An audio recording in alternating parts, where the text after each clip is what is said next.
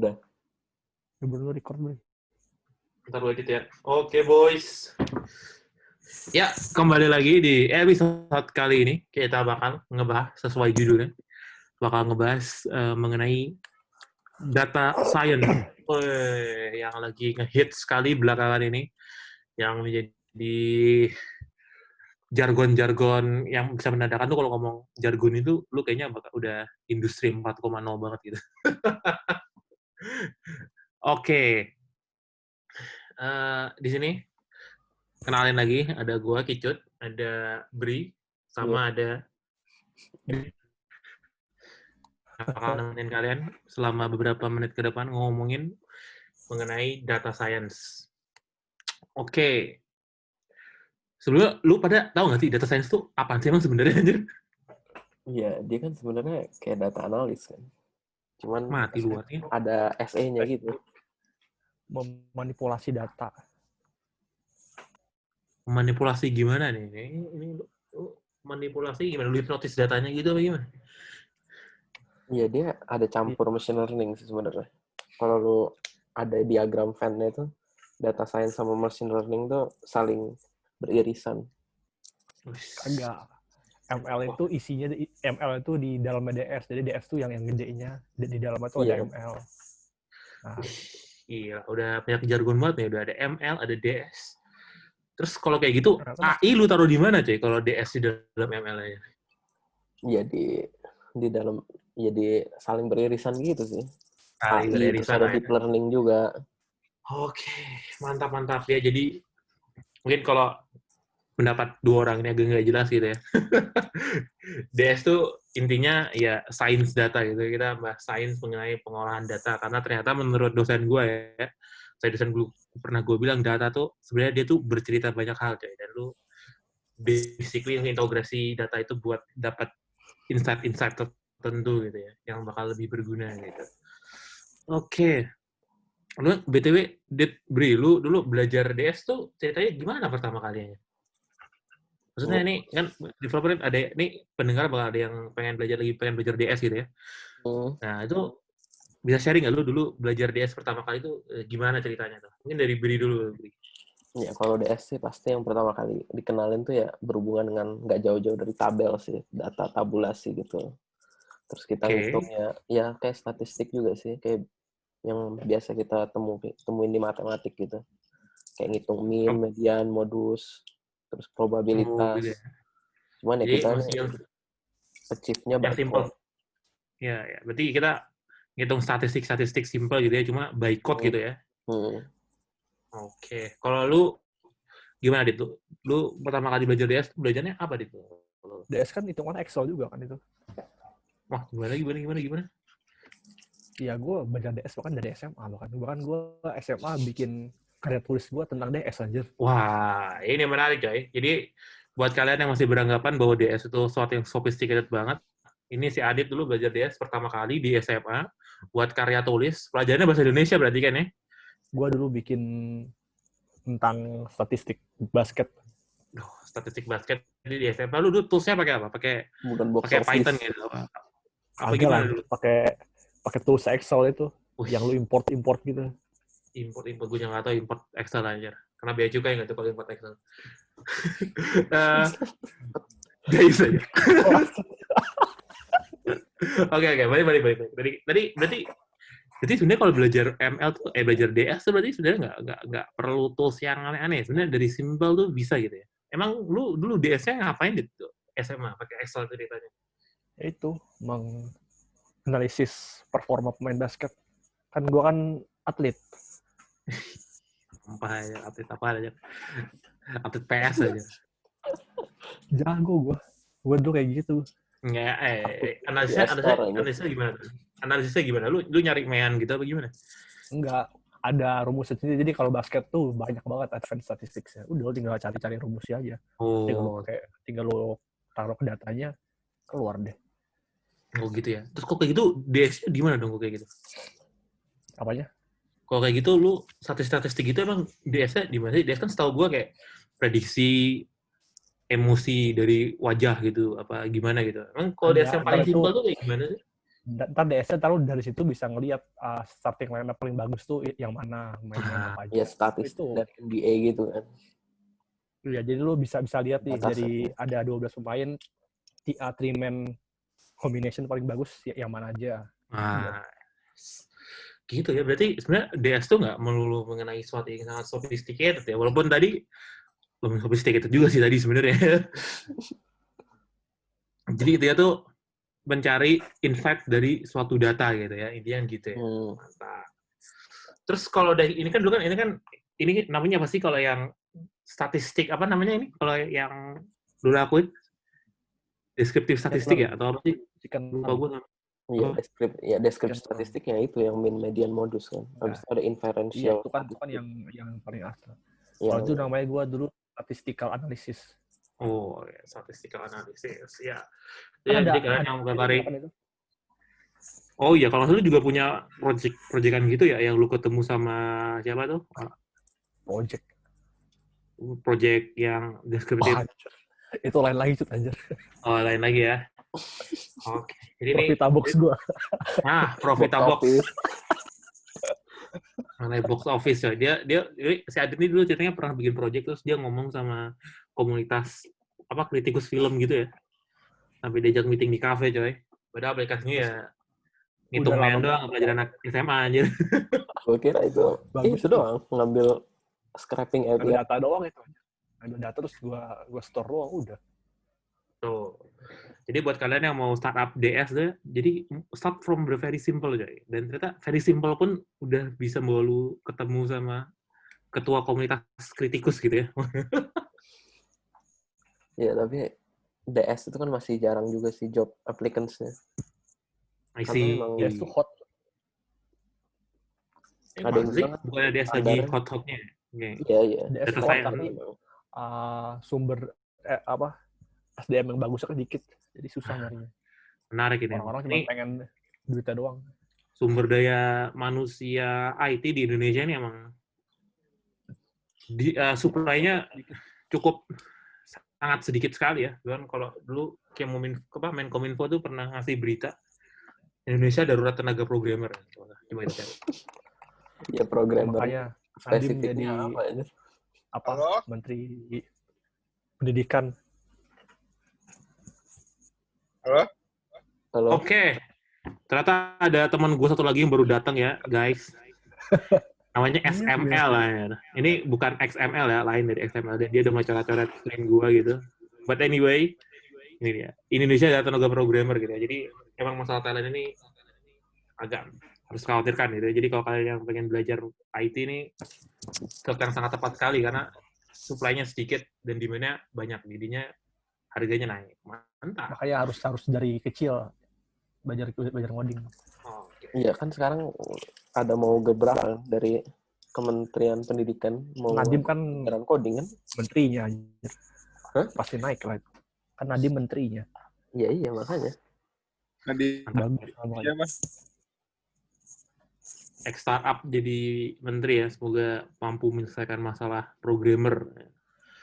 Oke, tadi kan ceritanya udah bahas nih tools awal yang lu gunain pada buat belajar DS. Terus kalau gitu DS yang lebih lanjut tuh kayak apa sih bentukannya gitu? Kan kalau kita lihat DS itu kan berarti yang selanjutnya tuh yang udah mulai pakai bahasa pemrograman tuh. Itu kira-kira ngapain sih dia DS yang kayak gitu tuh? Ya ngevisualisasi data lah pastinya ya. Visualisasi data ya. Soalnya pasti dari banyak data itu pasti bisa ya kalau udah banyak banget punya data itu pasti bisa divisualisasi, dicari insight-nya kan tadi. Mantap sekali ya. Itu aspek yang lain lagi tuh itu susah tuh. Gua aja ya, komponen selanjutnya di data science sebenarnya penting itu data visualization ya sebenarnya. Ini buat kalian yang orang-orang kreatif gitu ya. Ini data visualization ini mungkin terkesannya awalnya agak nggak penting ya, cuma nampilin data biar lebih cantik doang, padahal enggak ya. Data visualisasi itu penting banget ya sebenarnya. Buat tahu datanya kayak gimana tuh, ya pakai visualisasi data gitu. Itu nggak bisa diremehin sama sekali. Ternyata nggak kalah penting sama bagian-bagian lainnya di DS gitu. Oke. Terus kalau kayak gitu lu pada kalau yang udah tingkat lanjut di S tingkat lanjut kayak gini, kan lu awalnya pakai Excel tuh, Adit pakai Excel. Kalau udah lanjut kayak gini, tools-nya apa sih biasanya yang lu pakai? Ya, Python sih. Python. Paling Python tuh the best. Python is the way ya. Kalau lu gimana, Mel? Ya. Lu nggak Lu nobar Mil, nobar. Belajar DS, programmer. Ini Lu pakai tools-nya apaan? Ini direkam beneran atau gua harus hati-hati ngomongnya? Direkam anjir, buruan anjir. Iya. Ya, kawan-kawan. Contoh. Santai aja sebenarnya. Gang gue beli tegang. Iya, Mil. Buruan anjir. Nobar mulu, Mil. Buruan anjir. Udah bagus dari take-nya deh. Oh iya. Pakai Python, Pandas. Wah, Python dan Pandas gitu ya. Pandas apaan lagi, coy? Emang library kan itu. Di Python. Iya, library Python ya. Emang sebenarnya kan banyak sebenarnya kayak ada R, ada temennya R apa tuh? Satu lagi MATLAB gitu. Lu pada sukanya Python sih? Gue sih sukanya Python. Coba kalau lu pada alasannya kenapa sukanya Python aja? Coba dari lu, Dit. Lu kenapa Dit sukanya Python, Dit? Karena Python tuh magic. Cepet banget aja Python. Iya sih. Dia tinggal library-nya banyak banget, coy. Semua itu ada, tinggal lu import aja, lu pakai. Iya sih. Kalau misalnya di Go aja, kalau lu mau nge-sort array aja, lu nggak ada built-in itunya, fungsinya. Ya. Ya, enaknya Python tuh emang support fungsinya, support library-nya banyak banget, coy. Lu bahkan nggak perlu ngoding, literally bisa nggak pakai ngoding aja, tuh tinggal panggil ini, terus pasangin datanya, terus langsung jalanin gitu ya. Oke, jadi tapi lu pada pernah nyobain nggak pakai bahasa lain gitu, pakai bahasa selain Python buat ngoding data gitu? Iya, Golang sih pernah. Anjir, Golang anjir. Hipster banget anjir ngoding data pakai Golang. Iya. Gue udah mengekspektasikan MATLAB atau R atau apa gitu aja. Iya, cuman buat cleansing data sih biasanya dari SQL gitu, bukan dari CSV emang. Kan kalau data science kita kenal dari CSV. Kalau DS kan biasanya dari CSV, biasanya jarang pakai SQL. Iya, karena tergantung sih, datanya kan kebetulan ada di database SQL. Ya. Itu kan Python sebenarnya bisa ya, lu connect ke SQL pun. Tapi kalau lu ngoding yang kayak pakai MATLAB gitu, yang bener-bener exact, apa sih sebutannya kalau MATLAB kan dia kayak nyimulasiin ngitung matematika gitu ya. Lu pernah nggak pakai ngoding kayak gitu? Ya kalau yang matematik sih ya, kan biasanya di MATLAB sih kalau yang sampai kayak operasi matriks gitu. Iya sih ya. Cuma biasanya kalau DS kita nggak perlu sampai segitunya lah ya. MATLAB tuh bayar nggak sih MATLAB? Lupa gue bayar apa kagak? Yang free kan ada bayar, tahu kan? Octave kan, Octave. Oh ya, Octave. Oh my god, anjir zaman. Octave anjir. MATLAB bayar. Makanya dulu pas kuliah gue pakai torrent. Nih gini-gini nih. Programmer cuma ngebaca program aja. Mending pakai ini aja, pakai apa? Cracky apa namanya? Cracky. Crack-an. Bukan nggak ada namanya. Sekali lagi ya buat para pendengar ini disclaimer nih, pendapat-pendapat yang nggak menyeleneng seperti ini tidak merepresentasikan pendapat dari podcast ini ya. Itu udah ada yang namanya open source, coy. Kita perlu pakai tool open source, walaupun kadang tool open source-nya jauh lebih cacat gitu ya, kayak Octave. Sintaksnya agak memang harus ada yang dirubah. Dulu gue Octave dia tuh kena ada carry on error aja. Gue pernah pakai Octave kan. Terus codingannya kan dia sintaknya mirip sama MATLAB kan. Gue translate dari MATLAB ke Octave hasilnya beda aja. Ada carry on error-nya ya. Iya, pasti bisa emang beda. Soalnya gue juga pakai Octave kan, pengen nyoba ya bener lah, nggak aneh-aneh.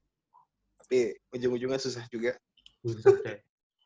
MATLAB tuh kalau MATLAB sama Octave bukan MATLAB bayar deh. Tapi kalau lu mau gratis pakai Octave gitu. Tapi ini udah kalau lu pengen ngodingnya bener-bener matematika banget sih. Ngoding. Dulu gua pakai Octave ngapain ya? Ngitung aproksimasi Newton aja. Gue lupa aja cara ngodingnya gimana aja. Yang aproksimasi sesuatu lah. Jadi ya kalau buat belajar DS tidak direkomendasikan pakai bahasa-bahasa yang disebutkan tadi ya. Kalau di Pakailah industri Python. emang lebih seringnya dipakai Python is the way, man. Python is the way. Dan lu kalau bisa Python, lu bisa banyak hal. Jadi lu belajar DS, satu lu bisa web dev gitu ya, kalau pakai Python. Atau bisa IoT gitu ya. Emang ada yang pakai Python IoT ya? Apa? Ada Raspberry kan pakai bisa Python pakai IoT. Python. Raspberry. Dulu gua Jarang. ngoding Raspberry pakai Python, coy. Oh iya. Iya, coy. Gue emang iya, dulu kan enggak deh Lu gua. anak kelompok ya? Agaknya dulu gua ngoding IoT itu pelajaran apa ya dulu namanya, lupa gua. Pemrograman sistem atau apa ini ngoding di Raspberry lah. Itu gua pakai Python sih. Pakai Python. Soalnya baca sensor gitu awal pakai ML cuma lalu ngoyo aja akhirnya ya udahlah. Oke. Berarti kan kalau kayak gini kan tadi kan kita udah bahas nih aplikasi ML yang beginner banget tuh kayak apa, tools yang dipakai tuh apa. Berarti kan kalau gini sebenarnya kita udah bisa mulai ngoding DS gitu ya. Cuma kan biasanya DS tuh dikaitkan dengan kemampuan lu dalam hal matematika nih ceritanya kan. Bahkan kalau data science kan biasanya adanya di prodi yang lebih matematika gitu. Emang sepenting apa sih sebenarnya matematika di DS menurut lu pada gitu? Belajar Mungkin alih. dari Adit dulu nih, Adit. Menurut lu matematika penting nggak sih di DS? Penting lah. Pentingnya gimana tuh? Ya, kamu harus ngerti segala macam rumus-rumus aneh itu. Alin. Saprop alin apaan aja? Alin tuh anjir, alin itu susah anjir. Statistika probabilitas ya. Saprop jadi lu ngerti statistika, lu ngerti apa sih bab statistika yang penting berdes tuh apa sih? Kayak deskriptif statistik ya? Enggak, statistika tuh gue lupa banyak sih, Cut. Lanjutan dengan justru kayak lebih advance. Z gitu, yang Z score gitu-gitu. Oh, jadi materi kayak Z score. Z score tuh bukan buat normalisasi data ya kalau nggak salah ya? Maksud gue. Oke, berarti statistika tuh penting, coy. Ya, kalau lu ingat tadi ya, Adit juga pertama kali kan ya, DS yang paling gampangnya statistik deskriptif ya. Nean, median, Q1, Q2, Q3. Kan gue atlet tuh. Oke, statistika nih. Kalau lu, Bri, apa Bri? Skills yang diperluin. Emang sih, emang harus dasar matematiknya pasti harus kuat. Harus ada lah, paling nggak ya. Paling nggak lu nggak benci matematik ya. Iya, emang kalau kita lihat dari job applicants di DS, emang requirements-nya juga, dia ada sampai ada IPK segala sih. I see. Jadi emang... Kalau skills matematiknya, yang penting apa, Bri? Kalau tadi kan Adit bilangnya statistik nih. Kalau dari lu bilangnya apa nih? Ya, sama sih emang. Cuman ya, dia lebih kayak berkelanjutan gitu. Jadi, DS kayak sesuatu yang lebih advance. I see. Dia advance statistik gitu ya. Berarti kalau gue jago buat statistik, berarti gue udah bisa belajar DS atau perlu skill tambahan statistik? Iya, tetap perlu kan. Dia kayak ada DS itu kan sebenarnya makanya ada campur tangan SE-nya, makanya dia ada yang bilang standarnya lebih tinggi. Jadi lu harus ada skill SE-nya juga. Iya, ya. Cuma SE-nya nggak perlu dalam sih kalau kata gue. Apalagi kalau udah bahasa yang banyak bantuannya kayak Python, ya asal lu ngerti ngoding, lu ngerti for if lah. For if, function, object, nah udah. Ya, algoritma. Emang SE kan intinya itu kan. Iya, konsep kayak reaction, terus apa lagi sih? Trading, gitu. Nggak perlu SE yang aneh-aneh sih DS. Malah perlu query SQL antara. Oh iya, query SQL. Sama kata gue, kalau buat skill math yang perlu tuh ada juga dasar kalkulus sama dasar alin. Dasar kalkulus tuh yang penting tuh lo ngerti turunan, ngerti turunan, integral, sama fungsi. Tiga itu sih. Lu nggak perlu ngerti cara ngitungnya, apalagi lu ngerti maksud turunan tuh kayak apa sih gitu. Gunanya turunan tuh dia nyeritain apa sih kalau ada fungsi punya turunan sekian tuh artinya dia tuh apa. Konsep-konsep dasarnya kayaknya lebih konseptual ya. Jadi nggak aplikasinya tapi lebih ke fungsional apa konsep suatu teori, konsep kalkulus gitulah. Soalnya yang ngitung bukan lu, yang ngitung tuh pasti bakal codingan lu yang ngitung, tapi lu perlu kasih tahu kan codingan lu tuh mau ngitung apa. Nah, itu sayangnya dulu gue di SMA belajarnya nggak pernah sampai kayak gitu. Itu gue cuma tahu cara ngitung doang. Dan ternyata di kuliah cara ngitung tuh nggak lebih penting dibanding pengetahuan konsep lu. Jadi matematika jadi pelajaran konsep aja, bukan pelajaran ngitung aja. Oke. Jadi itu ya berarti kita udah bahas tools, sudah bahas tadi first step-nya seperti apa, skills-nya seperti apa. Jadi skills-nya in conclusion perlu sedikit SE, ya basic-basic SE, terus a lot of statistik gitu ya, statistiknya lu harus mudeng gitu. Dan kalau dari gua saran ngerti fundamental, kalkulus sama algebra linear. Fundamental aja, jadi lu nggak usah belajar lagi cara diferensiasi fungsi atau apapun itu gitu. Paling ngerti lah konsep-konsepnya. Oke, buat final section, ada tips and tricks nggak dari lu berdua buat orang yang lagi belajar DS gitu? Mungkin dari lu dulu, Dit. Sering-sering lihat tabel. Wah, sering-sering lihat tabel. Gimana tuh? Bisa dielaborasikan dikit nggak? Maksudnya sering lihat tabel tuh gimana? Maksudnya apa sering lihat tabel aja? Ya, segala macam tabel, statistik. Ntar lu, ya, kelama-lamaan biasa juga. Ini yang dari pattern gitu. Ya, betul. Berarti membiasakan diri melihat data lah intinya lah ya. Jadi naluri DS lu terangsang gitu ya. Terasah ya. Bisa terangsang gitu. Terangsang aja kok. Agak itu ya. Terangsang sih sebenarnya bener. Oke, jadi ini yang sering-sering ngelihat data gitu ya buat Adit. Kalau dari lu apa, Bri? Sarannya, Bri? Ya, paling kalau mau latihan ya di Kaggle gitu sih. Karena di sana datasetnya itu banyak banget. Iya. Tempat latihan ya. Jadi tuh dari ya, data pasti ikut lomba. challenge sih. Karena emang pasti challenge tentang data itu pasti ada terus. Oke, jadi ya buat kalian yang lagi pengen belajar DS ya, Kaggle tuh suatu website tempat ada problem-problem DS yang bisa lu selesaiin, bahkan lu bisa ikut kompetisinya, lu bisa collaborate bareng gitu di sana. Pokoknya mantep banget buat belajar deh. Tapi nggak ada tapi di sana yang ikut tuh nggak cuma beginner doang. Jadi kalau di sana lu tau nggak bisa ngerjain atau tau di sana ranking lu jadi turun banget, nggak apa-apa. Jadi Kaggle tuh dari semua level, dari beginner sampai absolute pro tuh biasanya yang suka DS tuh main di Kaggle gitu ya. Dan mungkin di sana lu bisa inspirasi juga. Jadi kalau buat belajar DS, kudu buat akun Kaggle dan mainan Kaggle. Oke, karena udah lama juga recordingnya, hampir setengah jam nih ya. Buat episode DS kali ini, sampai sini dulu. Gua Kicut, ada Adit dan Bri. Pamit undur diri, coy. Sampai jumpa di episode selanjutnya.